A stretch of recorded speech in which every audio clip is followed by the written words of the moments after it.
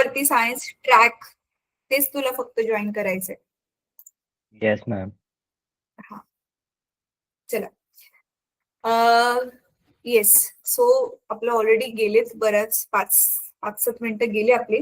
तर आता आपण पटकन क्लास चालू करूयात, अजून आपण वेळ नाही घालवू शकत. तर गेल्या क्लासमध्ये आपण जो आहे तो थर्मल प्रॉपर्टीज ऑफ सॉलिड्स वाला चॅप्टर चालू केलेला, राईट. आणि आपण लास्ट क्लासमध्ये बघितलेलं टेम्परेचर आणि हीट दोघांमध्ये काय डिफरन्स आहे तो बघितलेला होता. तर ह्या चॅप्टरमध्ये जर तुम्ही बघितलं तर मुलांनो, तुमचे महाराष्ट्र स्टेट बोर्डचा 8वीचा जो चॅप्टर होता, measurement of heat and it's effects म्हणून काहीतरी नाव होतं चॅप्टरचं, उष्णतेचे मापन आणि परिणाम मराठीमध्ये. आणि 10वीला तुम्हाला उष्णता धडा होता गेल्या वर्षीच, राईट. त्याचाच बऱ्यापैकी डेटा ह्याच्यामध्ये आणि थोडीशी 11वीच्या हिशोबाने ऍडव्हान्स लेवल ऍड केलेली आहे. तर जोपर्यंत तुम्हाला 8वी आणि 10वीचं आठवत नाहीये तोपर्यंत हा धडा समजणार नाही. ठीक आहे. सो मला काय म्हणायचंय, 8वीचं चला सोडून द्या, कमीत कमी 10वीचं जरी पुस्तक तुमच्याकडे गेल्या वर्षीचं असेल घरी, प्लीज त्याला नुसती पानं पलटी केली तरी तुम्हाला आठवेल की तुम्ही नक्की काय शिकलेला त्या धड्यामध्ये गेल्या वर्षी. कारण तुम्ही सगळेजण जे आहेत ते हुशारच मुलं आहात, तर त्याच्यामुळे तो त्या सखोल अभ्यास 10वीला तुम्ही केलाच असेल तो धड्याचा. फक्त त्याला उघडून रिव्हिजन केली तरी आठवेल की आपण 10वीला ह्या धड्यामध्ये काय काय शिकलेलो. ठीक आहे. तर बघा, हा चॅप्टर आपण स्टार्ट केलेला होता, थर्मल प्रॉपर्टीज ऑफ मॅटर. अच्छा, थर्मल प्रॉपर्टीज ऑफ मॅटर होतं, सॉलिड्स नव्हतं. हा, तर आपण बघितलं लास्ट क्लासमध्ये हा टेम्परेचर आणि हीट मधला डिफरन्स बघितला. त्याच्यानंतर ना मेजरमेंट ऑफ टेम्परेचर. आता ह्याच्यामध्ये फक्त मुलांनो काही एक शब्द नवीन आलेले आहेत. टेम्परेचर कसं मोजतो हे तुम्हाला स्वतः माहिती आहे की आपण टेम्परेचर जे आहे ते थर्मामीटरने मोजतो. टेम्परेचर कुठल्या युनिटमध्ये मोजतो? We can measure it in Fahrenheit, we can measure it in degree Celsius, even we can measure it in Kelvin, right. तिघांचं आपसामध्ये काय कनेक्शन आहे? अच्छा, मला एक सांगा, आपल्या क्लासमध्ये असं कोणी आहे ज्याला मराठी नाही समजत?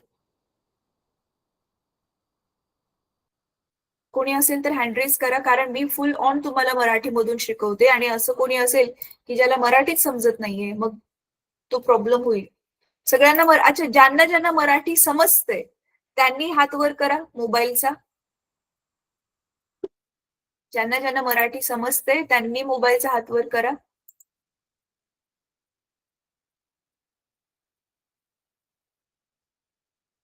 मला सगळे हँड रेज नाही दिसत आहेत.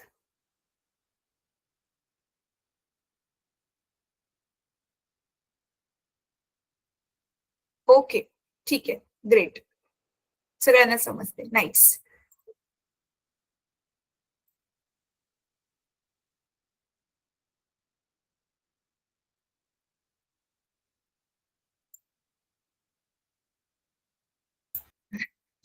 सॉरी मुलांनो, मला शिंकी आली म्हणून मी कॅमेरा आणि माईक बंद केलेला काही सेकंड्स. चला, तर आज आपण त्याचं कसं कन्व्हर्जन करायचंय. डिग्रीमध्ये टेम्परेचर दिलं असेल त्याचं सेल्सिअस मध्ये कसं करायचं, सेल्सिअसमध्ये डिग्री सेल्सिअस मध्ये दिलं असेल तर त्याचं फॅरेनहाइट मध्ये दिलं असेल तर डिग्री सेल्सिअस मध्ये कसं करायचं, डिग्री सेल्सिअस मधलं फॅरेनहाइट मध्ये कसं करायचं, परत केल्विन मध्ये कसं करायचं, ह्याचे गणित आपण सोडवणार आहोत. 8वी मध्ये केलेत आपण, पण आज 1-2 तरी गणित सोडवूया सूत्र वापरून, जेणेकरून तुम्हाला ते आठवेल. सिम्पल क्वेश्चन मला हा विचारायचा आहे. ज्यांना अनम्यूट करून आन्सर द्यायचे अनम्यूट करून देऊ शकता.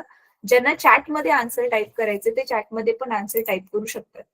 प्रश्न खूप खूप सिम्पल प्रश्न आहे. तुमचं चॅट ऑन आहे का?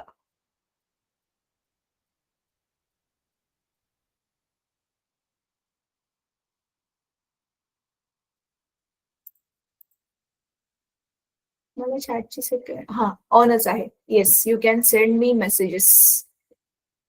हा, तर आता मला सांगा मुलांनो की डिग्री सेल्सिअस मध्ये आपल्या नॉर्मल हेल्दी माणसाचं बॉडी टेम्परेचर किती असतं? मॅम डिग्री सेल्सिअस 36 का 37 काहीतरी. हा एक्झॅक्टली किती? 37च्या पुढे 37 डिग्री. हा येस करेक्ट, 37 डिग्री असतं. Absolutely correct. आता मला हे सांगा मुलांनो, डिग्री फॅरनहाइट मध्ये ते किती असतं? डिग्री सेल्सिअस मध्ये 37 असतं. डिग्री फॅरनहाइट मध्ये किती असतं?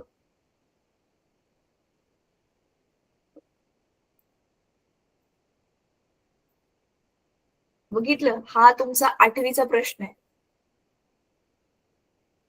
आपण म्हणतो ना, अरे त्याला 105 ताप आलाय, तर ऑब्व्हियसली हे 105 डिग्री सेल्सिअस तर नाही असू शकत. 37चं डायरेक्ट 105 वर काय 40-42 वरती जरी गेलं तरी माणूस मरण्याची शक्यता आहे. तर ते डिग्री फॅरनहाइट मध्ये, 37 इज डिग्री सेल्सिअस. 32 फॅरनहाइट. नाही नाही, 32 फॅरनहाइट नाहीये. फाइंड आउट करा आणि मला सांगा नेक्स्ट क्लासमध्ये, किंवा आजच आपण कन्वर्ट करून बघूया. ठीक आहे? नाही बेटा नाही. प्रकाश ने मला चॅटमध्ये जे टाकले ते नाहीये उत्तर. चला काय हरकत नाहीये. फक्त मी ह्याच्यासाठी तुम्हाला प्रश्न विचारले की बघा, तुम्हाला पूर्वज्ञान जे असायला पाहिजे ते किती आहे तुम्ही स्वतःला जज करा. त्या हिशोबाने तुम्हाला खूप चांगला अभ्यास करावा लागेल मुलांना. चला आता पुढे बघूयात काय म्हटलंय बघा. काही टर्म्स आपण नवीन नवीन शिकणार आहोत ह्या धड्यामध्ये. इथे जे डार्क मध्ये दिलेत आता ते टर्म्स सुरू होतात. बघा, in order to isolate two liquids or gases from each other and from surrounding, we use containers and partitions made up of minerals like wood, plastic, glass, wool, etc. आता हे isolate शब्द काय? हा बेटा, आवाज तुझा ब्रेक होतोय, काहीच कळत नाहीये मला. कोण बोलत होता आता? आवाज पूर्ण ब्रेक झाला, काय कळलंच नाही बेटा. कोणीतरी बोललो ते. बर, एक सेकंड हा मुलांनो.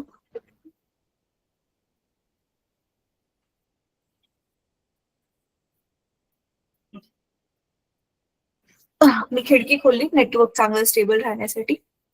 हा, मी हे म्हणत होते की आयसोलेट करणं म्हणजे काय?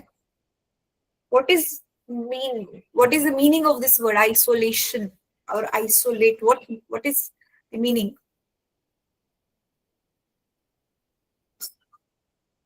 माहिती नाहीये.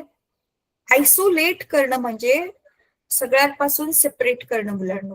तर ह्याच्यामध्ये काय म्हटलेलं आहे की कुठले पण दोन लिक्विड घेतले आपण किंवा गॅसेस घेतले, त्यांना एकमेकांपासून सेपरेट करायचं असेल किंवा सभोवताली जो नेचर आहे त्याच्यापासून सेपरेट करायचं असेल, तर आपण कोणकोणते पदार्थ वापरतो?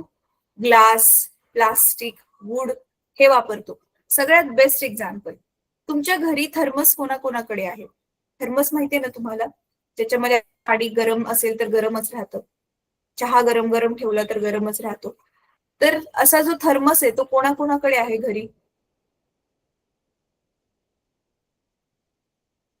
हात वरती करा ज्यांच्याकडे घरी थर्मस आहे. थर्मस बघितलेला आहे, कॉमन आहे, पण तरी पण मी विचारते. अच्छा, प्रथमेशच्या घरी आहे थर्मस, बाकीच्यांकडे नाहीये.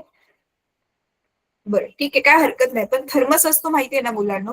मग ते जो थर्मस असतो त्याच्यामध्ये खूप वेळ चहा किंवा पाणी गरम राहतं. का बरं? कारण आतमधल्या भांड्यामध्ये ज्याच्यामध्ये तो चहा टाकलेला असतो किंवा पाणी टाकलेलं असतं, जास्त करून ना ते मटेरियल काचेचं बनलेलं असतं. आणि काचेचा काय गुणधर्म आहे? तो उष्णतेचा दुर्वाहक आहे. उष्णता बाहेर जाऊ नाही देत. आणि तरी पण थोडीशी उष्णता जरी गेली, कारण रेडिएशनमुळे उष्णता जाऊ शकते ना, तर त्या काचेला पण बाहेरून एकदम त्यांनी काय केलंय, प्लास्टिकच्या पण मध्ये स्पंज टाकून एकदम पॅक केलेलं असतं. तर अशी जी सिस्टीम असते ना, म्हणजे तिची बाहेरच्या जगाशी काही घेवाणदेवाण होत नाहीये, त्याला आपण म्हणतो आयसोलेटेड सिस्टीम. कळतंय तुम्हाला? आता इथे उष्णतेची देवाणघेवाण नाहीये होत. इंग्रजीमध्ये नॉर्मली आयसोलेशनचा वर्ड असतो, आयसोलेशन असतं म्हणजे बाहेरच्या जगाशी संपर्क तोडणं. आता जसं की एखादा माणूस ज्याने स्वतःलाच घरामध्ये कोंडून ठेवलेलं आहे. मग आपण असं म्हणू शकतो की त्याने स्वतःला आयसोलेट करून घेतलंय बाहेरच्या जगाशी. कळतंय तुम्हाला? तर मग आता इथे नीट ऐका. भावेशने हँड रेज केलेला. Bhavesh, you want to say something? नाही मॅम. अच्छा भावेश, आय थिंक तुझ्या इथे नेटवर्क इश्यू बेटा. तुझा खूपच आवाज ब्रेक होतोय. मी बोललेलं तरी कळतंय? हो. अच्छा ठीक आहे, ग्रेट. सो बघा, ह्याला नीट समजून घ्यायचे, टर्मिनॉलॉजी समजून घ्या मुलांनो, शब्दांचे अर्थ समजून घ्या. तर in order to isolate two liquids, त्याला आपण काय काय वापरतोय? वूड, प्लास्टिक, ग्लास, वूल, एवढं सगळं मटेरियल आपल्याकडे ऑप्शन्स आहेत.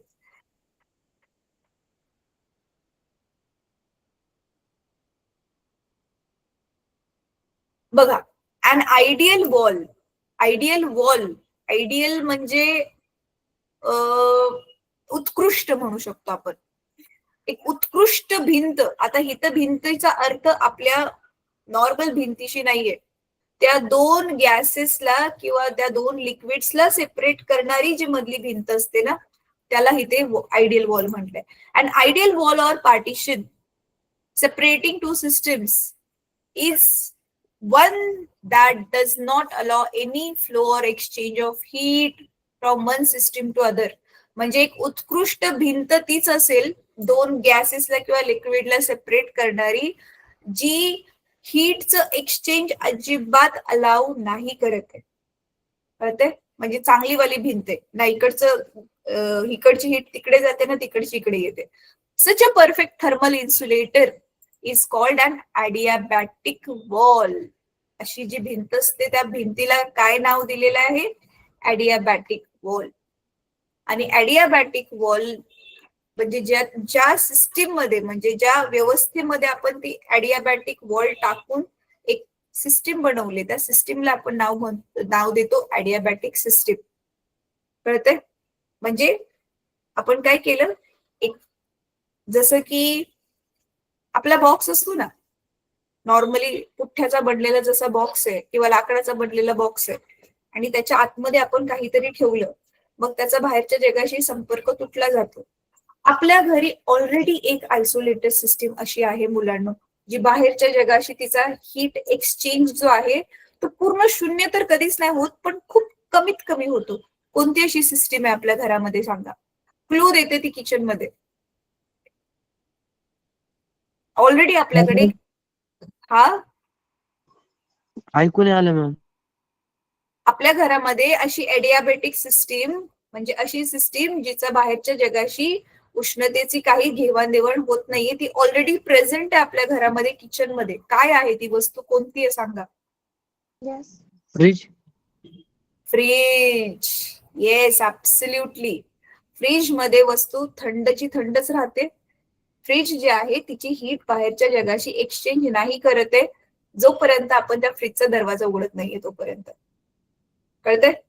आणि फ्रीजचा दरवाजा जर तुम्ही नीट बघितला तर तो किती व्यवस्थित एकदम टाईट पॅक होतो. का बरं? बाहेरची गरमी आतमध्ये जाऊ नये ना आतली थंडी बाहेर येऊ नये म्हणून. तर ती आपली ॲडियाबॅटिक सिस्टीम आहे, किंवा आपण त्याला म्हणू शकतो आयसोलेटेड सिस्टीम आपण म्हणू शकतो. ठीक आहे? आता पुढे, when we wish to allow exchange of heat energy, पण ज्यावेळी आपल्याला दोन सिस्टीम मध्ये हीट एनर्जीला एक्सचेंज करायचंय between two systems, we use a partition like a thin sheet of copper. पातळ कॉपरची शीट. आता कॉपरच का वापरतो सांगा? आधी काय वापरलं आपण? आधी काय वापरलं? वूल, प्लास्टिक, परत ग्लास. इथे कॉपर वापरतोय का बरं? Use your logic and tell. इथे आपल्याला हीट फ्लो करायचं आहे म्हणून कॉपरची पातळ शीट. येस बेटा?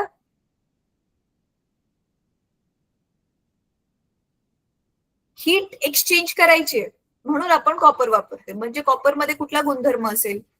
हीट एक्सचेंज लवकर करतो का आपण? फास्ट. काय कर? हा, येस.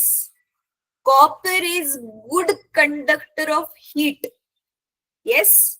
आणि आधीचे जे मटेरियल्स आपण बघितले, प्लास्टिक, वूल, ग्लास, वूड, ते काय आहेत? ते हीटचे इन्सुलेटर्स आहेत. ते हीट जाऊ देत नाहीत स्वतःमधून.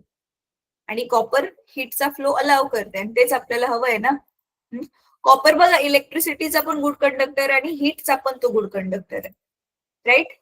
So it is term as diathermic wall. Diathermic. बघा, डाय म्हणजे काय? दोन.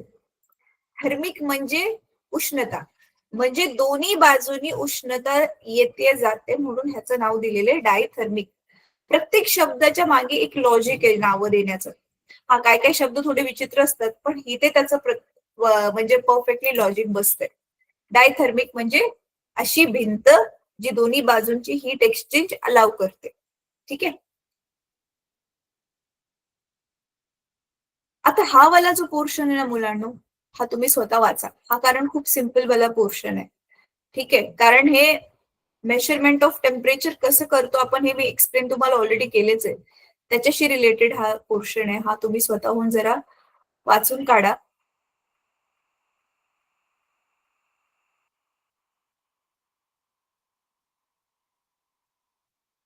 बघा, the temperature at which pure water freezes at one standard atmospheric pressure is ice point. Pressure म्हणजे काय?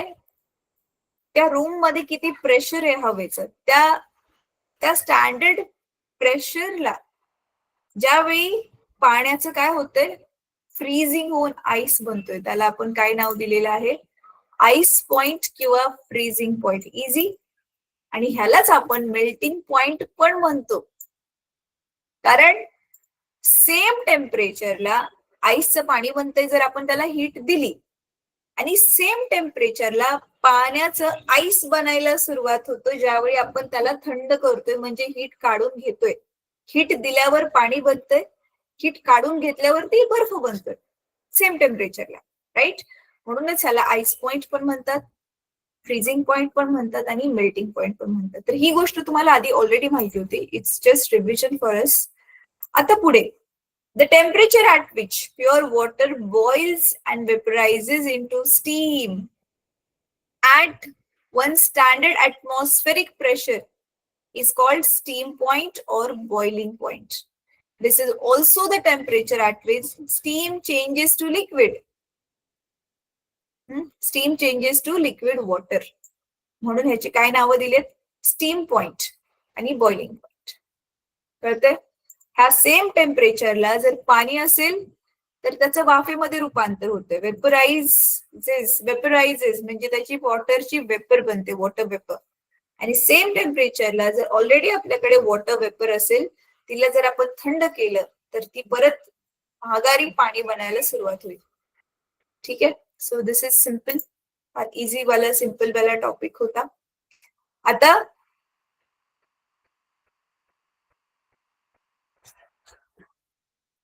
हे बघा, सेल्सिअस स्केल, फॅरनहाइट स्केल, हेच मी ते सूत्र म्हणत होती. ह्याच सूत्राला वापरून आज आपण काय करणार आहोत, 1-2 गणित सोडवून बघूयात. त्याच्यानंतर ना मग आपण नेक्स्ट टॉपिक कडे जाऊयात. Absolute temperature and ideal gas equation, ह्याच्याकडे आपण मग नेक्स्ट टॉपिक कडे, जर गणित सोडवून आपली पूर्ण झाली तर जाऊया, नाही तर मग तो नेक्स्ट टॉपिक पुन्हा नेक्स्ट क्लासमध्ये सुरू करू. अच्छा, चला.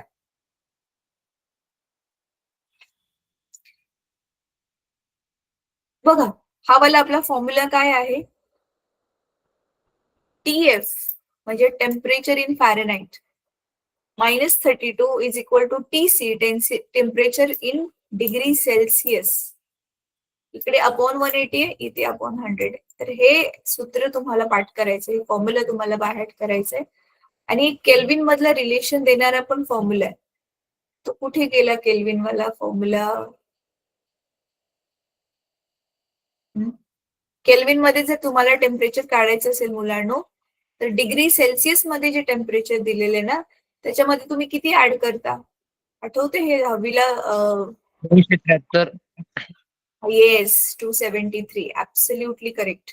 तर चला एक गणित आपण सोडवून बघूयात. हा फॉर्म्युला पाठ करा मुलांनो. TF -32 upon 180 is equal to TC upon 100. तर इथे TF आहे, इथे TC आहे, इथे नंबर्स आहे 32 आणि 180 आणि इथे 100 आहे. ठीक आहे. पुन्हा पुन्हा सॉल्व्ह करून पुन्हा पुन्हा हा फॉर्म्युला वापरून वापरून मग तुमचा पाठ पण होईल. पण सध्या आता तुम्ही काय करा, त्याला बाय हार्ट करा, पाठ करा त्याला. चला आता एक गणित सोडूया. मी जसं म्हटलं, तुम्ही ट्राय करणार का? 2 मिनिटं देऊ का मी तुम्हाला ट्राय करण्यासाठी? बघा, समजा आपल्याला टेम्परेचर दिलंय. टेम्परेचर गिव्हन टेम्परेचर आपलं आहे, मगाशी तेच आपल्याला टेम्परेचर दिलेलं आहे 37 डिग्री सेल्सिअस, जे आपलं नॉर्मल ह्युमन बॉडी टेम्परेचर आहे. म्हणजे आपल्याला काय दिलंय? TC दिलंय. आणि तुम्हाला काढायचंय TF पण काढायचंय आणि TK पण काढायचंय, केल्विन मध्ये पण काढायचंय. तर फॉर्म्युला लिहा. काय आहे आपलं रिलेशन? सांगा मला फॉर्म्युला काय आहे मुलांनो? आवाज ब्रेक झाला. ज्या मुलाच्या घरी नेटवर्क इश्यू आहे तो ट्राय करतो उत्तर द्यायला आणि बाकीचे काहीच बोलत नाहीये. असं कसं रे? बाकीच्यांनी सांगा ना जिथे नेटवर्क इश्यू नाहीये. आताच बघितलं ना सूत्र, सांगा मला. TF -32 upon 180 is equal to TC upon 100. हाच आहे फॉर्म्युला. मी बरोबर लिहिलाय की चुकीचं ma'am. लिहिलंय? बरोबर लिहिलंय ना? मग काय झालं? किमती ठेवायच्या आता. बस आपल्याला काय काढायचं? TF काढायचंय. तर TF ला जसंच्या तसं मॅम -32 180 जसंच्या तसं. हा बेटा, TF माझं 48.4 फॅरनहाइट निघतंय. एक मिनिट थांबा. ओ आणि ग्रेट, TK 48.4. Yes ma'am. बघूयात बघूयात थांब. आणि हा टीके साठी पण फॉर्म्युला लिहूयात आपण. थांबा. टीके काय असेल आपला? TC upon 273. हा राईट. चला आधी फॉर्म्युला लिहून सॉल्व्ह करूया. 44 नाही बेटा, चुकीचं आलंय ते बघ. आता आपण चेक करूया. लिहिलं हे? 44 आता नाही, इथे 48. 88 पण चुकीचं आहे. सांगते मी कसं बघ. 48. 48 पण चुकीचं आहे. 48. थांब. हा 48 रॉंग आहे. थांब मी सांगते तुला. आता TCच्या ऐवजी इथे काय ठेवायचं आपल्याला? 37. आता काय तुम्ही हे शिकलाय ऑलरेडी, साईडला ट्रान्सफॉर्म करायचं. तर TF -32 जसंच्या तसं हे 180 जे आहे ते आपलं राईट साईडला जाईल. सो 37 अपॉन 100 आणि इथे डिवाइड आहे 180, तर इकडे येऊन मल्टिप्लाय होईल. बरोबर आहे. आधी ह्याला स्मॉलेस्ट फॉर्म मध्ये इझिली करून घ्या. 0 0 कट. 2 च्या टेबलमध्ये दोन्ही पण आहेत. सो 2 5 जा 10, 2 9 जा 18. बरोबर आहे. आता 5 ने डिवाइड करून घ्या. 5 1 जा 5. पॉइंट मध्ये आन्सर आलं तरी चालेल. 5 7 35 राईट. 2 उरले, मग पॉइंट आला. आणि 5 चोक 20. हे कळत नसेल तर बाजूला करून बघा मुलांनो मी काय केलंय ते. 37 ला इथे 5 ने डिवाइड करून बघा. बघा 5 7 35. 2 उरले, वरतून खाली घ्यायला काही नाहीये. मग तुम्हाला माहिती आपण पॉइंट टाकतो आणि एक्स्ट्रा 0 घेतो. तो 0 इथे खाली आला आणि मग 5 चोक 20. 5 4 जा 20 राईट. सो आन्सर आलं 7.4. आता 7.4 इंटू 9 पण आलं इथे उरलं. तर 9 ने करा मल्टिप्लाय. 7.4 ला 9 ने करा. सो 9 चोक 36. ह्याच्याला गेले 3. तर 9 7 जा 63. हा 63 प्लस 3. 66. येस. So 66.6 right. आता हे TF -32. आता हे -32 तिकडे गेल्यावर काय झालं मग? 66.6 प्लस 32 काय आलं मग? 98.6. येस, आता आठवलं? हे आपलं डिग्री फॅरनाईट मधलं नॉर्मल बॉडी जे आजारी नाहीये ते हिचं नॉर्मल टेम्परेचर आहे. म्हणून मग हे जे नॉर्मल आपल्याला ताप नसतो त्यावेळी आपलं टेम्परेचर असतं 98.6 डिग्री फॅरनाईट. ताप आल्यावर मग ते 100 वर जातं, कधी 102 वर जातं. मग आपण म्हणतो अरे हे त्याला 103 ताप आलाय, अरे हे त्याला 105 ताप आलाय. कळते? इझी. आता ह्याला केल्विन मध्ये करा. 310 केल्विन. येस, ह्याच्यामध्ये आता काय करायचंय तुम्हाला? आता केल्विन साठी थांबा, मी इथे जागा इथे करते. आपल्याला केल्विन मध्ये टीके काढण्यासाठी टीसी जे ऑलरेडी होतं 37 त्याच्यामध्येच 273 ऍड करायचंय. मग किती आलं उत्तर? तर 7 आणि हे 3 10, ह्याच्याला गेला 1, 7 आणि 3 10 आणि 1 11, परत ह्याच्याला गेले 1. Yes, 310 Kelvin. इझी. तर आता लक्षात ठेवा मुलांनो, डिग्री सेल्सिअस मध्ये our body temperature is 37, degree Fahrenheit मध्ये इट इज 98.6 and केल्विन मध्ये it is 310 Kelvin. Easy. Now I am giving you one more number, तो तुम्ही ट्राय करा. चला 2 मिनिटं, एक्झॅक्टली 2 मिनिटं देते तुम्हाला सोडवायला. लेट्स सी कोणाला फास्ट आन्सर मिळते. तुम्हाला जो आहे तो आता टीएफ देते मी. Suppose TF is 100. TF किती आहे? 100 डिग्री फॅरनहाइट. आता तुम्हाला टीसी काढायचं आणि टीके काढायचं. चला करा. सेमच सूत्र आहे. व्हॅल्यूज फक्त वेगवेगळ्या ठिकाणी ठेवून त्याला सॉल्व्ह करायचं, आता जसं मी केलंय तसं. So you have 2 minutes. Solve it and let me know what is the answer. If TF is 100 degree Fahrenheit, what will be TC and what will be TK?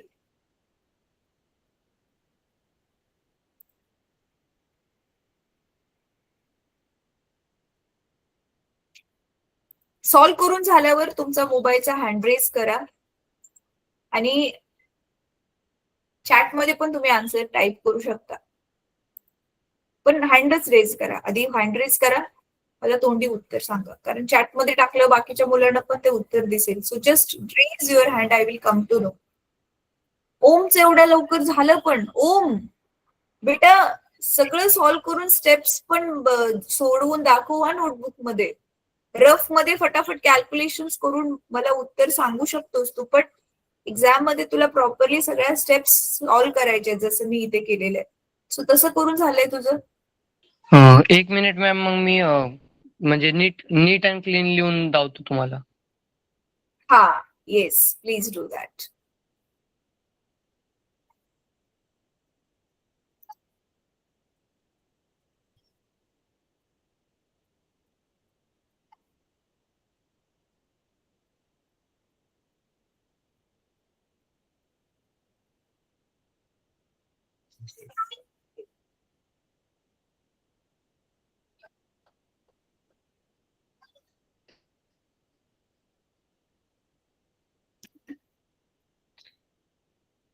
अजून एकच मिनिट आहे. अजून एकच मिनिट आहे तुमच्याकडे मुलांना.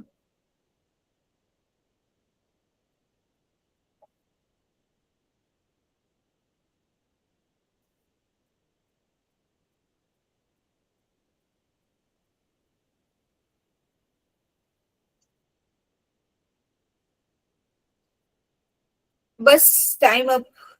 ओम किती आलंय तुझं आन्सर? किती आलंय? मॅम जे डिग्री सेल्सिअस मध्ये आहे का ते 37.5 आहे आणि जे केल्विन मध्ये आहे का ते 310.5. 310.5 आणि सेल्सिअस मध्ये जे आहे ते किती आले? 38. हा, 38 म्हणजे ओके, 37.5 आहे. 37.5 ना. हा, एक्झॅक्टच आन्सर आपल्याला हवं. ठीक आहे, चला मी पटकन सॉल्व्ह करते त्याला. बघूयात कोणाचा आन्सर करेक्ट आलेलं आहे. ओमच्या व्यतिरिक्त आणखी कोणी हँड रेज केलाय? Let me check. भावेशने पण केलाय. भावेश, तुला आन्सर सेम मिळाले का? Bhavesh, have you got the same answer? जे ओमला मिळाले ते सेम आन्सर तुला पण मिळाले का?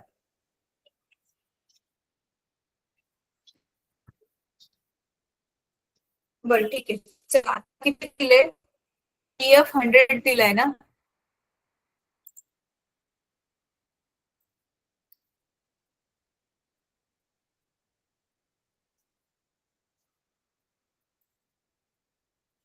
चला सॉल्व्ह करूयात आपण ह्याला. सो फॉर्म्युला काय होता आपला? TF minus 32 by 180 is equal to TC by 100, right? आता TF ची व्हॅल्यू दिलेली आहे 100 minus 30 180 is equal to TC by 100, right? तर 100 मधून 32 गेले मुलांना, किती उरले? 68. 68 by 180. Yes, 68 by 180. आणि हे अपॉन 100 ह्याला लेफ्टला पाठवल्यावर ते इंटू 100 होईल आणि हे आपली किंमत असणार आहे TC ची. सो हे 0 गेले, हे 0. आता 18 आणि 68 कोणत्या टेबल मध्ये येतात? येतात का कोणत्या तरी कॉमन टेबल मध्ये येतात 18 आणि 62? सॉरी 68. सिंपल आठवत नसेल ना, जास्त वेळ नाही घालवायचा, सरळ 2 च्या टेबलने डिवाइड करा. 2 9 जा, 2 3 जा आणि 2 4 जा, राईट? मग हे झालं 340. वरती ह्या दोघांचा मल्टिप्लाय होणार ना. So 340 by 9 is equal to TC. So TC is equal to, आता 340 ला 9 ने डिवाइड करा आणि आन्सर काढा. 9 त्रिक 27, राईट? किती उरले? 34 मधून 27 गेले मुलांना, किती उरले?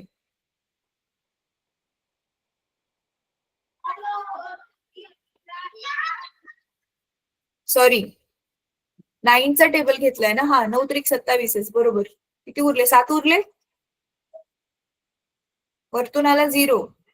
परत परत पुढे काय?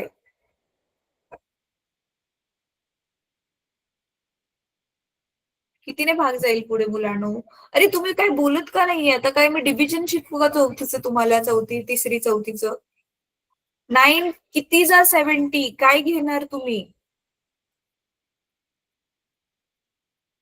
9 8 63 ना, राईट? 9 8 जा 63, परत 7. तर वी कॅन सी 777च येत जाते का? नाही, म्हणजे 77च उरत जाते, तर हे 38.8 येईल I guess. 38.888. So we can write. Sorry, आवाज ब्रेक होतो का तुझा?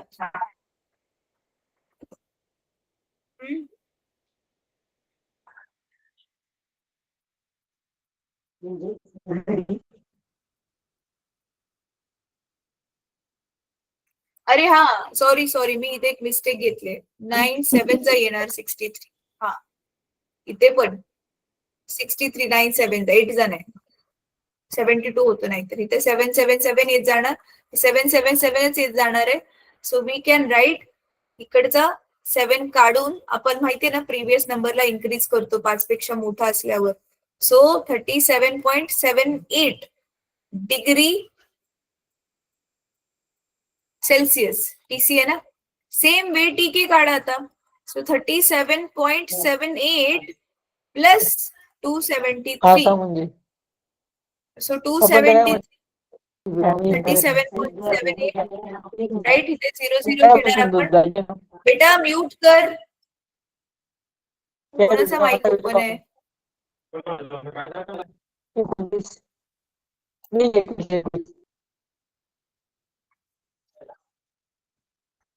भावेश, तू अनम्युटेड आहेस बेटा आणि तुझा आवाज येतोय बॅकग्राऊंड मधून.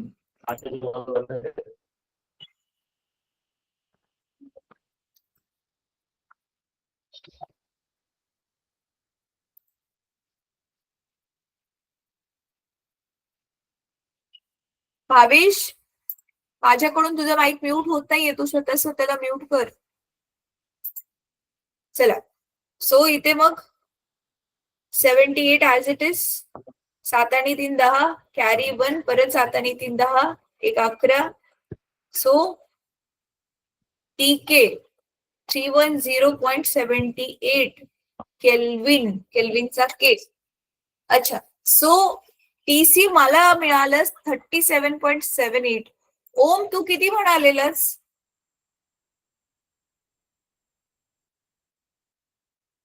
ओम तू ह्याचा आन्सर किती बोललेलास बेटा? मॅम मी 37.5 बोललेलो. हा 37.5 ना.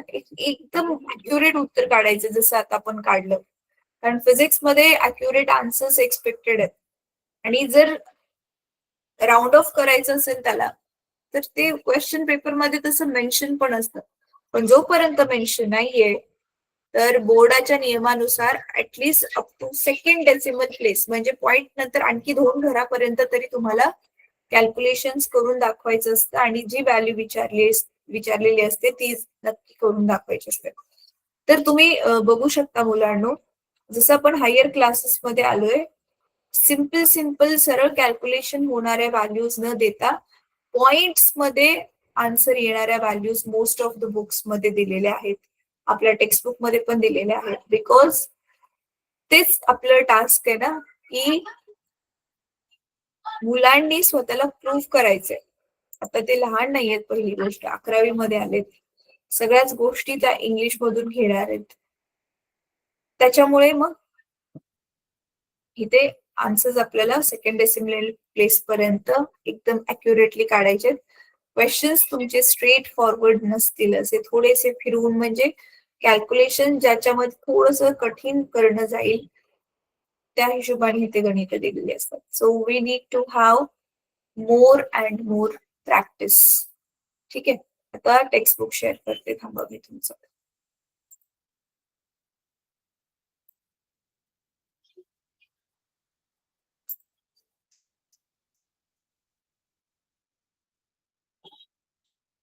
दिसते टेक्स्टबुक राईट? आता हे वाला क्वेश्चन जरा थोडासा करून बघा. हा मी सेमच सांगितलंय तुम्हाला, पण अगेन सोल्युशन बघितल्यावर कळेल सरळ जे आहे ते स्ट्रेट फॉरवर्ड कॅल्क्युलेशन्स नाहीयेत. आपल्याला थोडस चेंजेस करावे लागतील आणि मग त्याला आपण यूज करू शकतो. चला, तर हे टी वाला तर तुम्ही स्वतः करून बघा मुलांनो. आता अजून नेक्स्ट वाले सम काय दिलंय बघूया एकदा, फक्त नजर टाकूयात. झालं सोडून तर सोडू, नाही तर नेक्स्ट क्लासमध्ये. Resistance thermometer has 95.2 ohm at the ice point.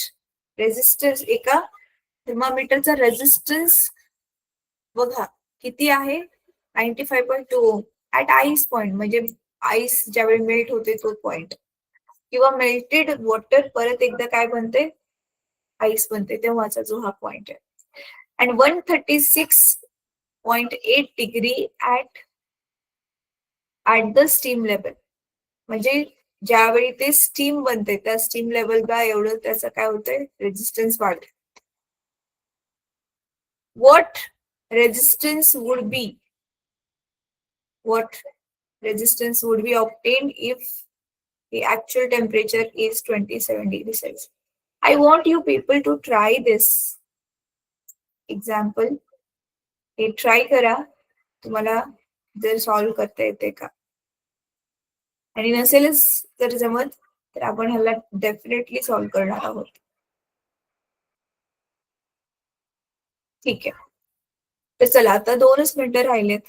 मी आजचा होमवर्क देते मुलांना. होमवर्क हा पहिला दिलेलाच आहे.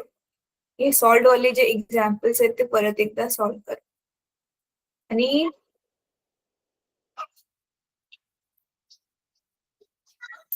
दुसरा जो होमवर्क आहे, दुसरा होमवर्क हा आहे, जेवढा धडा आपला झालाय तेवढा रीड करून टाका. 8th स्टँडर्डच्या पुस्तकामधून पण, 8th किंवा 10th स्टँडर्डचं जे पण पुस्तक तुम्हाला अवेलेबल आहे त्याच्यामधून पण हा चॅप्टर थोडासा रिवाइज करा. तर एक तर आहे वाचनाचा, म्हणजे रीडिंग तुमची होईल चांगली, टॉपिक्स अजून जास्त चांगलं समजेल. तर त्याच्यासाठी तुम्हाला एकतर मी पेजेस जे फोल्ड करवले ते काय करायचे तुम्हाला त्याचा अभ्यास करायचा. म्हणजे आता मी तुम्हाला जे दाखवलं. आणि दुसरं गणित सोडवा. तिसरं आता मी जे शिकवलं बुक मधून ते पण एकदा वाचून काढा. सो 10th स्टँडर्डचं बुक रिवाइज करा, 11th आपलं जेवढं शिकून झालंय ते बुक रिवाइज करायचंय आणि न्यूमेरिकल सॉल्व्ह करायचे. बस एवढाच होमवर्क आहे. ठीक आहे. कारण आता बहुतेक आपली जो क्लास असेल तो डायरेक्ट पुढच्याच आठवड्यात असेल. थांबा, मुलांना मला एक प्रश्न विचारायचा तुम्हाला, प्लीज तुम्ही कुणी जाऊ नका. मी स्टॉप रेकॉर्डिंग करते.